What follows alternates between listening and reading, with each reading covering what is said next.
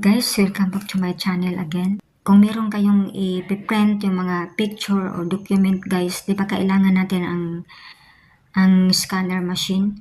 So dito guys, hindi na po natin kailangan ang scanner machine kung magpa-picture tayo, wrap, o lalo na yung mga documents guys na i-scan natin sa computer.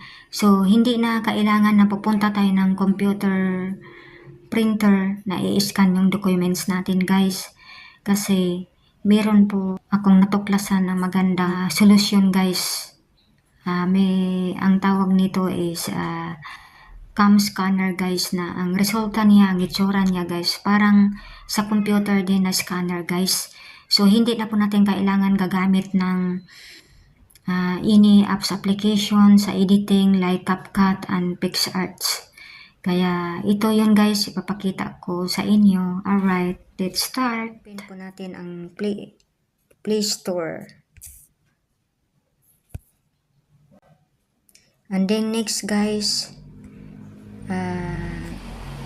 since na meron na ako dito guys, kasi nag-install na ako. Kaya kung wala pa kayo, install guys. So ito po yung hitsura guys. Cam scanner guys. Ito po siyang logo, hindi itong isa. Kaya open. So i-open ko guys. Ganyan po ang itsura niya guys. Piliin lang po natin yung icon na. Tapos guys, i-click lang po natin itong allow.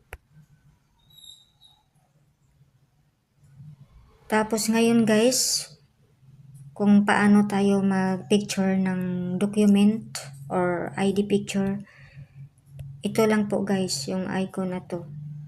Click that camera guys. I-scan po natin yung ating documents guys, katulad ng ganito guys. Yan.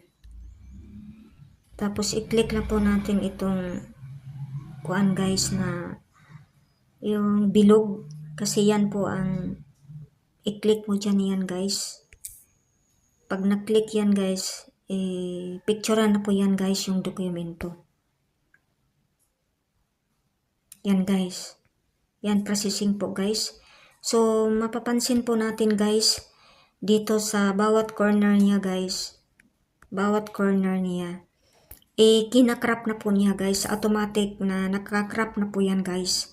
So ngayon, i-click natin itong arrow dito sa baba guys. Ito po. Click next.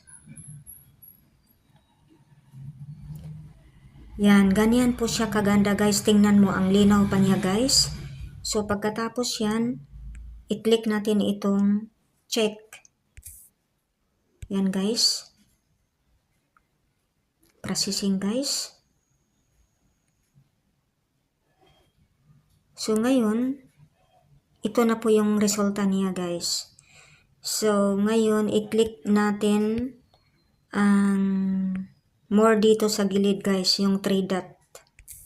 I-click natin yan. Makikita natin ang save gallery.